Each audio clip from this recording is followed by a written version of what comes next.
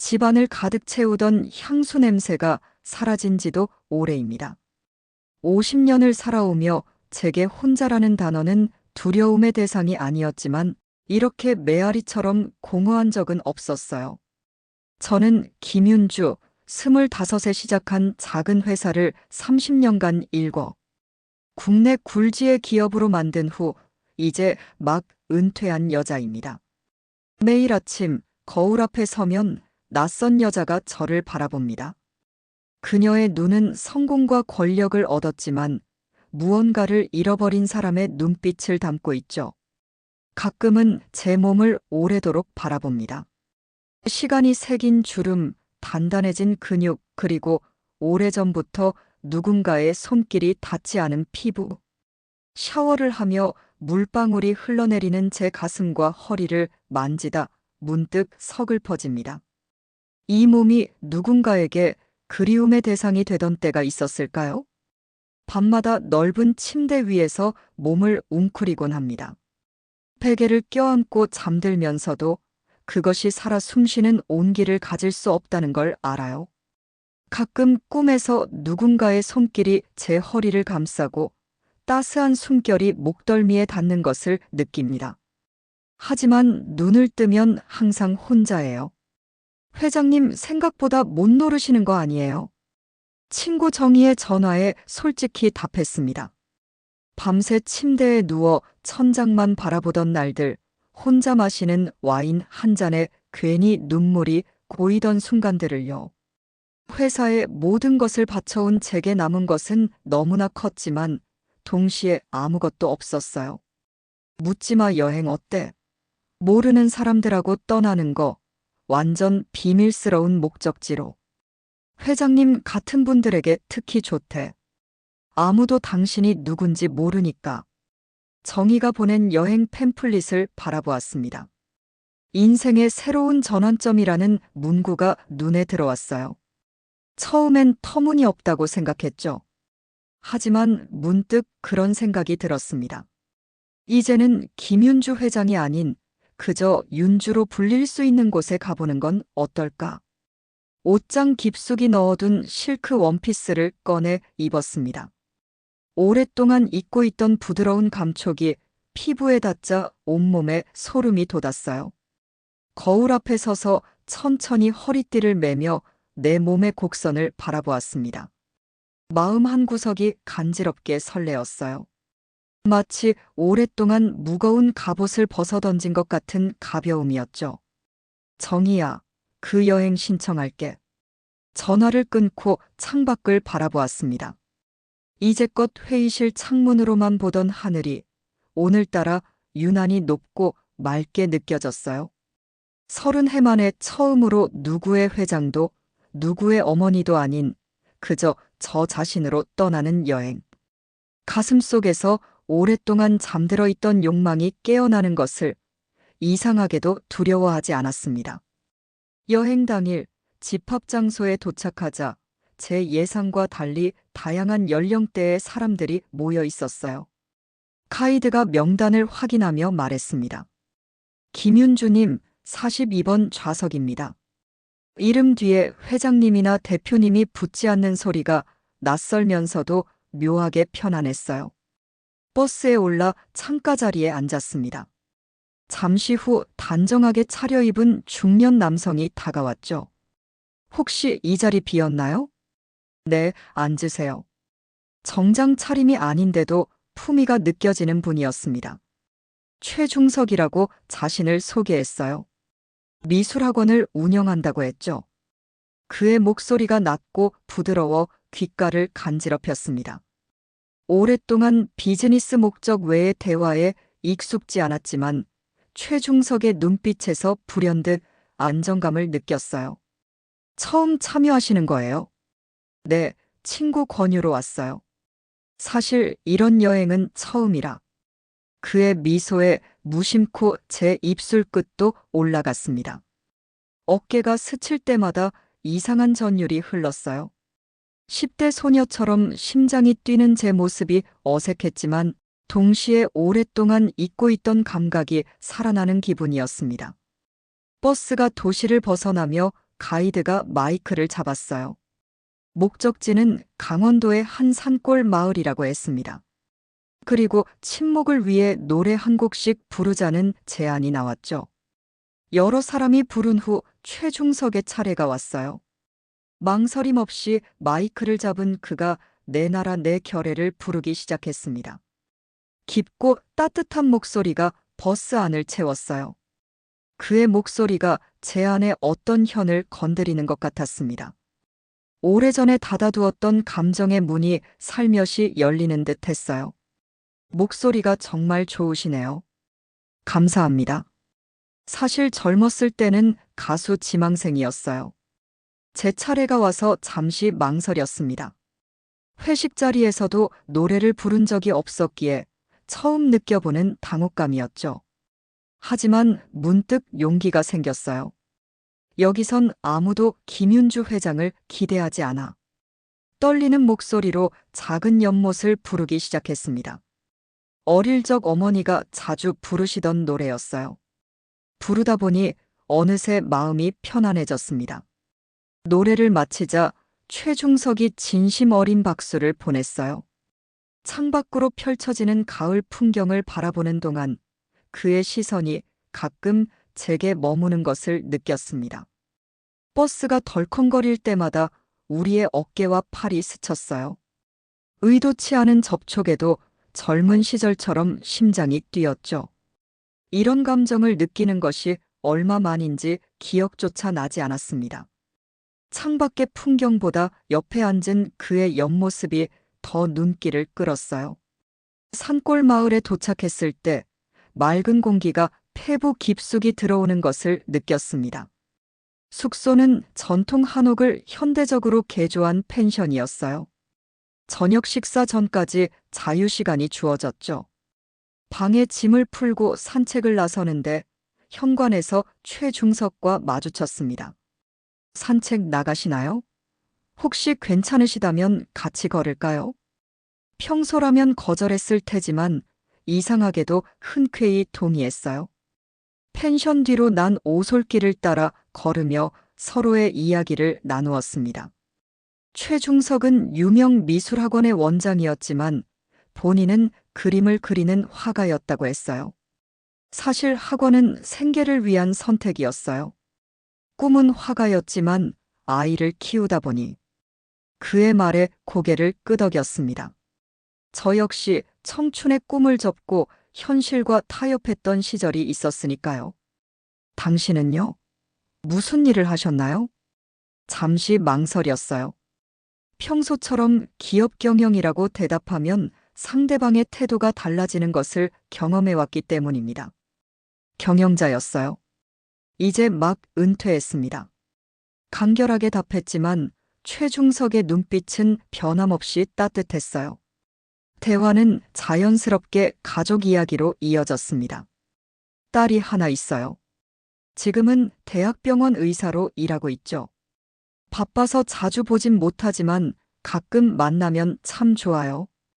작은 개울가에 도착했을 때 최중석이 가방에서 스케치북을 꺼냈습니다.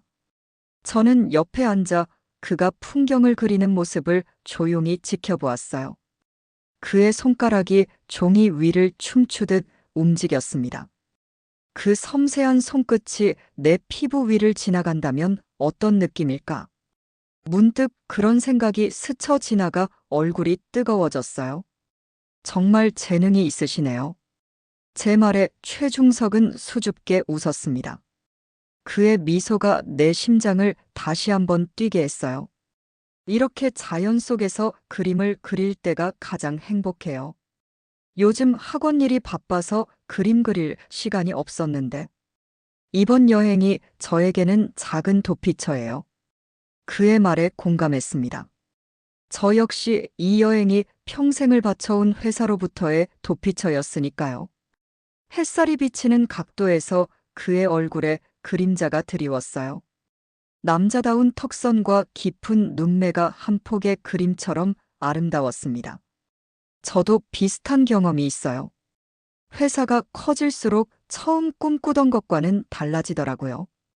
우리는 서로의 속마음을 나누며 깊은 공감대를 형성했습니다. 그가 그림을 완성했을 때 놀라움을 감추지 못했어요. 그림 속에는 개울가에 앉아 있는 저의 모습이 담겨 있었거든요.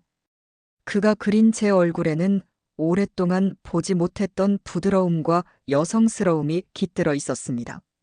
마치 오래전 잊고 있던 제 자신을 그가 찾아낸 것 같았어요. 그림을 건네받으며 우리의 손이 스쳤습니다. 짧은 접촉이었지만 전류가 흐르는 듯한 느낌에 숨이 막혔어요. 그의 눈빛이 제 얼굴을 천천히 훑었습니다. 그 시선이 닿는 곳마다 피부가 화답하듯 달아올랐어요. 오래도록 잊고 있던 감각이 깨어나는 순간이었습니다. 저녁 식사는 마을 특산물로 준비된 정성 가득한 한상이었어요. 최중석과 자연스레 같은 테이블에 앉게 되었습니다. 평소 비즈니스 식사에서 느끼던 긴장감 없이 편안하게 음식을 즐겼어요. 그의 손이 젓가락을 쥐는 모습, 입술이 와인잔에 닿는 순간, 웃을 때 눈가에 생기는 주름까지 모든 것이 새롭게 다가왔습니다. 식사가 끝난 후 펜션 주인이 마당에 모닥불을 피우고 전통 민속 공연을 준비했어요. 장구와 북소리가 산골 마을의 고요함을 깨우고 무용수들의 화려한 춤사위가 시선을 사로잡았습니다. 자, 이제 여러분도 함께 해볼까요? 공연자의 권유에 대부분이 머뭇거렸지만 최중석이 먼저 자리에서 일어났어요. 그리고 제게 손을 내밀었습니다. 같이 춤춰볼까요? 이런 기회 또 없을 텐데. 평소에 저였다면 단호히 거절했을 겁니다. 하지만 오늘 밤의 김윤주는 달랐어요. 그의 손을 잡고 무용의 원 안으로 들어섰습니다. 그의 손바닥이 제 허리에 닿자 온몸에 전율이 흘렀어요. 무용수의 안내에 따라 간단한 민속춤을 배웠죠. 서툴렀지만 이상하게 가슴이 뛰었습니다. 춤을 추면서 자연스럽게 최중석의 팔이 제 허리를 감쌌어요. 그의 손은 아티스트답게 거칠면서도 따뜻했습니다. 평생 수많은 사람과 악수했지만 이렇게 솔직한 온기를 느낀 적은 없었어요. 그의 채취가 제 후각을 자극했고 그의 숨결이 제 귓가를 스쳤습니다. 나이와 지위를 잊고 춤을 추는 저를 보며 최중석이 환하게 웃었어요. 그 웃음에 저도 모르게 따라 웃고 말았죠. 공연이 끝나고 사람들이 각자의 방으로 돌아갈 때 최중석이 로비 카페로 초대했습니다. 와인 한 잔을 나누며 밤이 깊어갔어요. 대화는 자연스럽게 더 깊은 주제로 향했습니다. 외로움이라는 게 참 이상해요. 혼자 있을 때만 느끼는 게 아니더라고요. 사람들 속에 있어도 마음이 연결되지 않으면 더 외롭게 느껴질 때가 있습니다. 최중석의 말에 깊이 공감했어요. 수백 명의 직원이 있는 회사에서 정작 솔직한 대화를 나눌 사람은 없었으니까요. 맞아요. 저는 평생 사람들에게 둘러싸여 있었지만 실은 늘 혼자였던 것 같아요. 처음으로 누군가에게 솔직한 감정을 토로하는 제 모습이 낯설었습니다. 와인 한 잔, 또 한 잔. 알코올이 혈관을 타고 퍼져나가며 마음의 벽이 서서히 무너져 갔어요.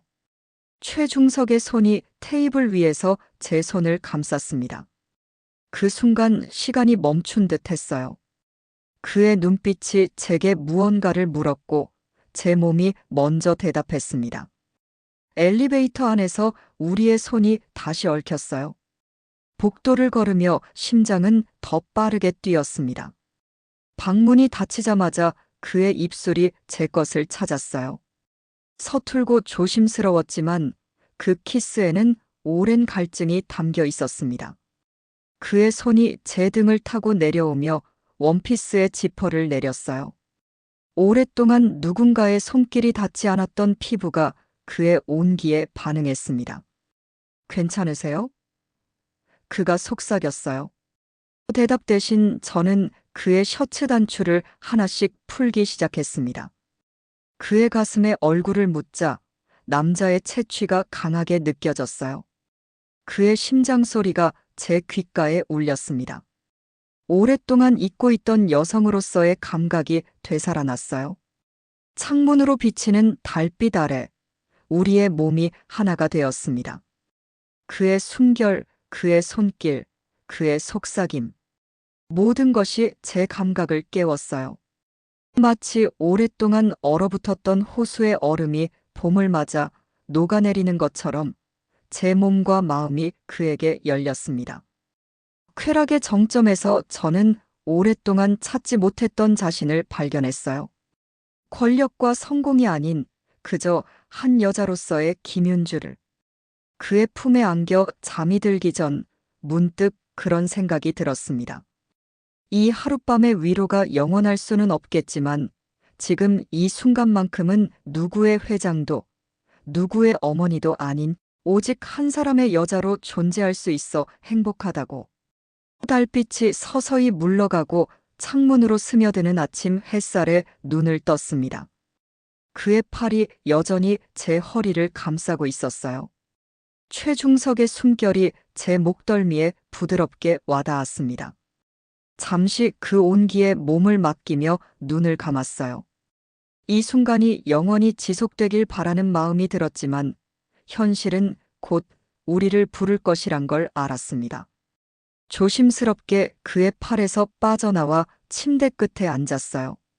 맨살에 닿는 서늘한 공기에 소름이 돋았습니다. 바닥에 흩어진 옷가지들을 바라보며 어젯밤의 기억이 물밀듯이 밀려왔어요. 그 생각에 뺨이 달아올랐습니다. 잘 주무셨어요? 뒤에서 들려오는 그의 목소리에 몸을 돌렸어요. 최중석은 머리를 한 손으로 쓸어 올리며 미소 짓고 있었습니다. 아침 햇살이 그의 맨 가슴에 그림자를 드리웠어요. 어젯밤 제 손끝으로 탐했던 그곳을 보니 다시 심장이 빨라졌습니다. 네. 당신은요? 그가 침대 위로 몸을 일으켜 제게 다가왔어요. 그의 손이 제 얼굴을 감싸 쥐었고 입술이 이마에 닿았습니다. 그 부드러운 키스에 눈을 감았어요. 평생 이렇게 잘 잔 적이 없었어요. 그의 말에 마음이 따뜻해졌지만 동시에 이 순간이 지나면 우리가 각자의 일상으로 돌아가야 한다는 현실이 가슴을 무겁게 했습니다. 잠시 후 그가 벌떡 일어나 옷을 주워 입기 시작했어요. 죄송해요. 서둘러야 할 것 같아요. 아들이 급한 일로 연락이 왔거든요. 그의 말에 고개를 끄덕였습니다. 이 순간이 올 것을 알고 있었지만 준비가 되어 있지 않았어요. 침대 위에 그대로 앉아 이불로 몸을 가린 채 그가 옷을 입는 모습을 지켜보았습니다. 어젯밤 열정적이었던 순간들이 아침에 서둘러 떠나는 모습과 대비되어 더욱 기억에 선명히 남을 것 같았어요. 최중석이 짐을 정리하는 동안 그의 스케치북이 바닥에 떨어져 있는 것을 발견했습니다. 무심코 집어들어 펼쳐보았어요. 그 안에는 어젯밤 춤을 추던 우리의 모습, 웃고 있는 제 얼굴, 그리고 침대에 누워 깊은 잠에 빠진 제 모습까지 담겨 있었습니다. 그림 속에서 제 얼굴은 오랫동안 보지 못했던 평온함으로 가득했어요. 그림 보고 계셨군요. 그의 목소리에 깜짝 놀라 고개를 들었습니다. 최중석의 표정에는 수줍음과 함께 무언가 말하고 싶은 듯한 기색이 역력했어요. 제가 당신이 자는 동안 그렸어요. 너무 아름다워서 그 모습을 담아두고 싶었습니다. 그의 말에 가슴이 따스해졌습니다. 하룻밤의 관계였지만 그가 단순히 육체만을 원한 것이 아니라는 걸 느꼈어요. 연락처라도 교환할까요? 제 질문에 최중석은 잠시 생각하더니 고개를 저었습니다. 이대로 좋을 것 같아요. 이 여행의 추억 그대로. 어떤 기대나 후회 없이. 그의 말에 묘한 아쉬움이 밀려왔지만 한편으로는 이해가 되었어요. 현실로 돌아가면 우리는 각자의 삶으로 돌아가야 했으니까요. 이 여행은 잠시 현실을 잊기 위한 도피처였을 뿐이었죠. 최중석이 떠난 후 저는 오랫동안 빈 침대에 앉아 있었습니다. 제 피부에는 여전히 그의 손길이 남아있는 것 같았어요. 몸을 일으켜 샤워를 하며 눈물이 흘렀습니다. 슬픔 때문만은 아니었어요. 오랫동안 잊고 있던 여자로서의 감각을 되찾은 해방감, 그리고 그것이 지속될 수 없다는 아쉬움이 뒤섞인 복잡한 감정이었습니다. 한 달이 지나고 저는 다시 일상으로 돌아왔습니다. 하지만 뭔가 달라진 것이 있었어요. 아침마다 거울 앞에서 내 몸을 사랑스럽게 바라보게 되었고, 오랫동안 잃어버렸던 여성성을 다시 찾기 시작했습니다. 취미로 미술 수업도 등록했어요. 붓을 잡을 때마다 최중석의 손길이 떠올랐지만 그 기억은 이제 아프지 않았습니다. 오히려 새로운 시작을 위한 선물 같았어요. 그러던 어느 날 딸 수연이에게서 전화가 왔습니다. 엄마, 큰 소식이 있어요. 결혼하기로 했어요. 순간 가슴이 뛰었습니다. 제 유일한 딸이 결혼한다니 감격스러웠어요. 하지만 동시에 묘한 불안감이 들었습니다. 수연이는 병원에서 만난 레지던트와 연애 중이라고 했어요. 다음 주 토요일에 상견례 하기로 했어요. 꼭 좋은 모습 보여주세요. 상견례 당일, 저는 평소보다 더 신경 써서 화장을 하고 옷을 골랐습니다. 오랜만에 만날 딸에게, 그리고 처음 만날 사위에게 좋은 인상을 주고 싶었어요. 고급 한정식 집에 도착해 테이블로 안내받았습니다. 수연이와 예비 사위가 이미 와 있었고, 사위 부모님은 아직 도착하지 않았다고 했어요. 어머님, 여기 오셨어요. 수연이가 일어나 저를 부르는 소리에 고개를 돌렸습니다. 그 순간 입구에서 걸어 들어오는 두 사람을 보는 순간 숨이 멈췄어요. 시간이 고장난 것처럼 느껴졌습니다. 최중석이었어요. 그 산골 마을에서 만난, 그리고 하룻밤을 함께했던 바로 그 최중석이 저의 사돈이 될 예정이었습니다. 더구나 그의 옆에는 아내가 있었어요. 예상치 못한 상황에 온몸이 얼어붙는 기분이었습니다. 눈이 마주치는 순간 최중석의 눈에도 당혹감이 스쳐 지나갔어요. 하지만 둘 다 프로페셔널하게 행동했죠. 마치 처음 만난 사람처럼 가볍게 목례를 나누었습니다. 처음 뵙겠습니다. 김윤주입니다. 네, 저는 최중석이라고 합니다. 잘 부탁드립니다. 손을 맞잡았을 때 그 익숙한 온기에 심장이 요동쳤습니다. 의식적으로 표정을 통제하며 그의 아내에게도 인사했어요. 최중석의 아내는 우아하고 지적인 인상의 여성이었습니다. 그녀가 미소 지을 때마다 죄책감이 밀려왔어요. 식사 내내 불편한 긴장감이 흘렀습니다.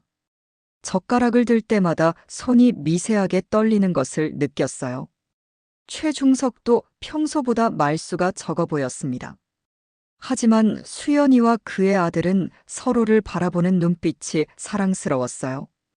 그들의 행복한 모습을 보며 복잡한 감정이 일었습니다.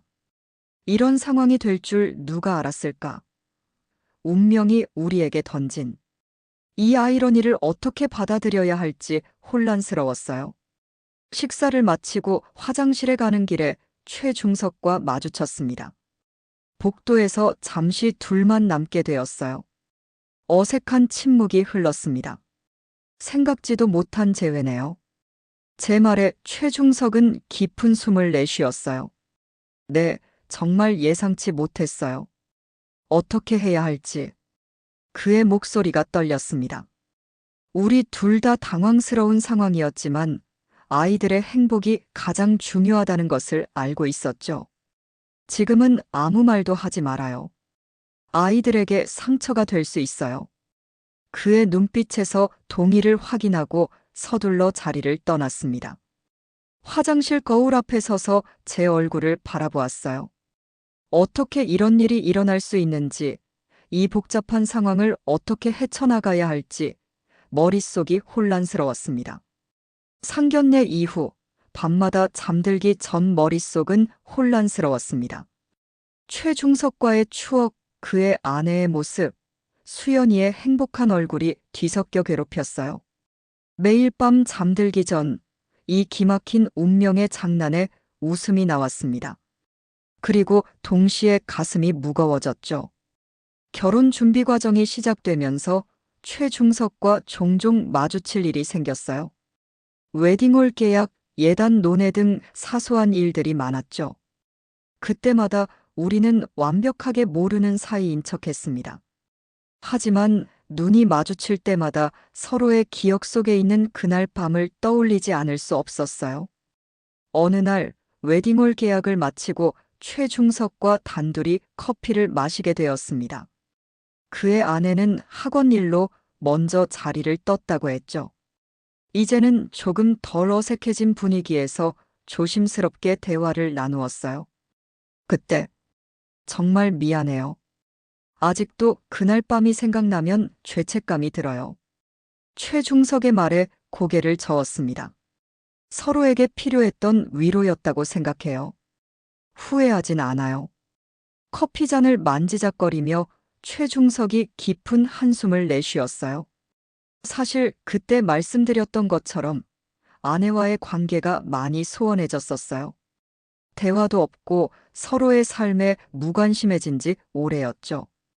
그래서 답답한 마음에 혼자 여행을 떠났던 거예요. 그의 눈빛이 흐려졌다가 다시 초점을 찾았습니다. 마치 과거를 회상하다 현실로 돌아온 듯 했어요. 그런데 이상하게도 그 여행 이후에 아내와 솔직한 대화를 나눌 용기가 생겼어요. 당신과의 시간이 저에게 어떤 깨달음을 주었던 것 같아요. 처음엔 어색했지만 오랜만에 진심을 털어놓았죠. 서로의 문제를 직면하고 노력하기로 했습니다. 덕분에 지금은 관계가 많이 나아졌어요. 그의 말을 듣고 있자니 묘한 감정이 일었습니다. 질투가 아니라 오히려 안도감이었어요. 우리의 만남이 그에게 긍정적인 변화를 가져다 주었다는 사실이 기뻤죠. 저도 마찬가지예요. 그날 밤 이후로 다시 여자로서의 자신감을 찾았어요. 오랫동안 잊고 있던 제 자신의 일부를 되찾은 것 같았죠. 제 고백에 최중석이 따뜻한 미소를 지었습니다. 우리의 하룻밤이 각자에게 선물이 되었다는 사실에 감사함이 밀려왔어요. 지금 가장 중요한 건 우리 아이들의 행복이에요. 우리가 사돈으로서 좋은 관계를 유지하는 것이 그들에게 최선일 거예요.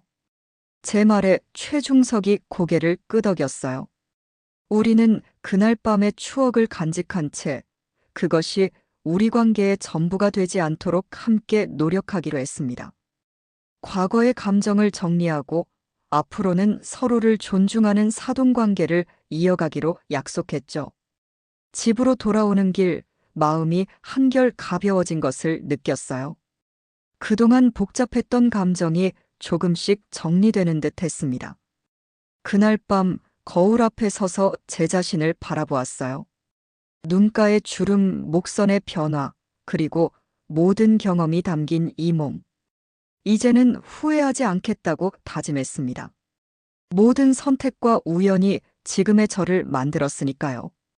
결혼식 날이 밝았습니다. 아침부터 분주히 준비하며 머릿속으로 여러 생각이 교차했어요.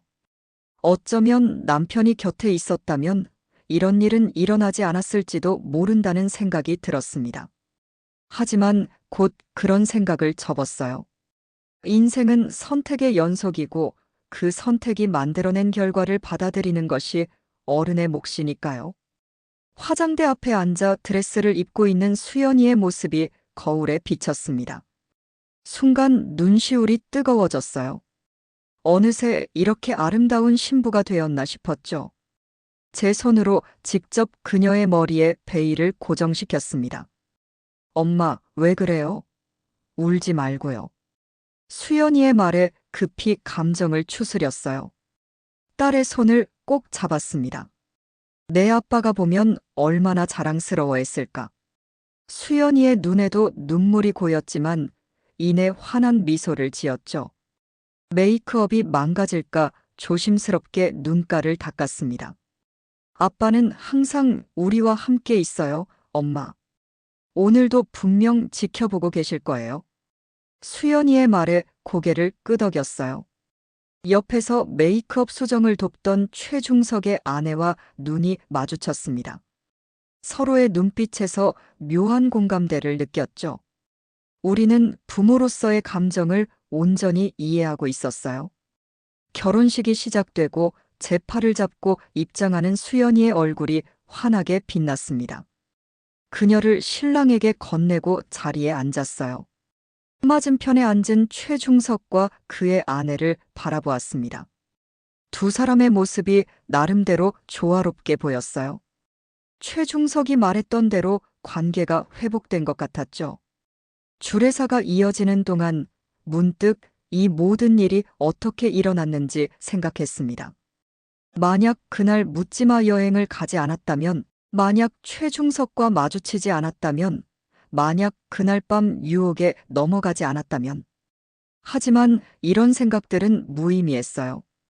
모든 선택과 우연이 이 순간을 만들었고, 그것이 우리의 인생이었으니까요. 신랑 신부가 입맞춤을 나누는 순간 박수와 환호가 터져 나왔어요. 갑자기 눈물이 왈칵 쏟아졌습니다. 딸의 새로운 출발을 축복하는 감동, 지나온 세월에 대한 감사, 그리고 이 모든 것을 이끌어준 운명에 대한 경외감이 한꺼번에 밀려왔어요. 피로연이 한창일 때 잠시 밖으로 나와 깊은 숨을 들이마셨습니다. 가을 하늘이 유난히 높고 푸르렀어요. 문득 누군가 옆에 다가온 기척이 느껴졌습니다. 최중석이었어요. 행복해 보이네요. 그의 말에 미소를 지었습니다. 네, 정말 행복해요. 수연이가 행복한 모습을 보니 더욱 그렇습니다. 잠시 침묵이 흘렀어요. 그 침묵은 어색하지 않았습니다. 오히려 편안했죠. 그날 밤이 없었더라도 아마 우리는 지금 이렇게 만났을 거예요. 운명이란 게 참 신기한 것 같아요. 최중석의 말에 고개를 끄덕였습니다. 그의 눈빛에서 후회가 아닌 감사함을 느꼈어요. 그리고 저도 같은 마음이었습니다. 이제 우리는 가족이네요. 네, 좋은 사돈으로 오래오래 지내요. 그의 말에 웃음이 나왔습니다. 한때 우리는 열정적인 연인이었지만 이제는 서로의 자녀를 위해 든든한 부모가 되기로 했어요. 그것도 나쁘지 않은 관계였습니다. 결혼식이 끝나고 석 달이 지났습니다. 수연이와 새 사위는 신혼여행을 마치고 새 아파트에서 살림을 시작했어요. 저는 오랫동안 미뤄왔던 취미생활에 푹 빠져 있었습니다. 특히 그림에 대한 열정이 날로 커져갔어요. 과감히 미술학원에 등록했는데 놀랍게도 그곳은 최중석의 아내 소영 씨가 운영하는 곳이었죠. 처음엔 망설였지만 이제는 모든 것이 자연스러워졌어요. 윤주 씨, 붓쥐는 손이 많이 좋아지셨어요. 타고난 감각이 있으신 것 같아요. 소영 씨의 칭찬에 부끄러워하면서도 기뻤습니다. 그녀와 함께 시간을 보내며 알게 된 것은 그녀 역시 자신만의 고독과 상처를 안고 있다는 사실이었어요. 아이러니하게도 우리는 점점 친구가 되어 갔습니다. 딸 부부의 집들이 날 우리는 자연스럽게 사돈으로서 함께 자리했어요. 딸 집의 베란다에서 바라본 야경이 아름다웠습니다. 문득 옆에 최중석이 다가왔어요. 그림 실력이 많이 늘었다고 들었어요. 소영이가 계속 자랑하더라고요. 그의 말에 웃음이 나왔습니다. 이제는 그를 바라볼 때 육체적 끌림보다는 따뜻한 친근감이 먼저 느껴졌어요. 당신 아내에게 많이 배우고 있어요. 그녀는 정말 놀라운 사람이에요. 네, 그래요. 그동안 제가 미처 보지 못했던 그녀의 면모를 이제야 알아가고 있어요. 우리의 대화에 안도감이 느껴졌습니다. 그날 밤은 실수였을지 모르지만 그 실수가 우리 각자에게 새로운 시작을 가져다 주었다는 사실이 놀라웠어요. 집들이가 끝나고 각자 귀가할 시간, 소영 씨가 저에게 다가왔습니다. 다음 주에 미술 전시회가 있어요. 같이 가실래요? 중석이 작품도 몇 점 전시된대요. 그녀의 제안에 흔쾌히 동의했습니다. 전시회 당일 세 사람이 함께 걸으며 작품을 감상했어요. 최중석의 그림 앞에 멈춰 섰을 때 숨이 멎는 듯 했습니다. 그림 속에는 산골 마을의 아침 풍경이 담겨 있었어요. 햇살이 비치는 창가 그리고 흐릿하게 누군가의 실루엣. 저였을까요? 아니면 소영 씨였을까요? 그건 중요하지 않았습니다. 중요한 건 그 그림 속에 담긴 평화로움과 새로운 시작에 대한 희망이었어요. 아름다운 그림이네요. 제 말에 최중석과 소영 씨가 함께 미소 지었습니다. 그 순간 저는 깨달았어요. 인생은 때로 우리가 상상할 수 없는 방향으로 흘러가지만 그 흐름 속에서도 우리는 새로운 아름다움을 발견할 수 있다는 것을요. 전시회 후 세 사람은 조용한 카페에 앉아 차를 마셨습니다. 대화는 자연스럽게 아이들의 미래, 우리의 노후, 그리고 앞으로의 계획으로 이어졌어요. 한때 격정적인 하룻밤을 보냈던 남녀가 이제는 서로의 배우자와 함께 편안하게 차를 마시는 모습? 아마 누구도 상상하지 못했을 결말이겠죠. 다음 주에 아이들이 제주도 여행 간다는데 우리도 한번 같이 여행 갈까요? 사돈 네 가족이 함께하면 재미있을 것 같은데. 소영 씨의 제안에 저와 최중석이 동시에 눈을 마주쳤습니다. 그리고 함께 웃음을 터뜨렸어요. 운명이란 참 아이러니한 것이었습니다. 하지만 이 아이러니한 운명 속에서 우리는 모두 더 단단하고 깊은 사람으로 성장하고 있었어요. 어쩌면 그것이 인생의 진정한 아름다움인지도 모른다는 생각이 들었습니다.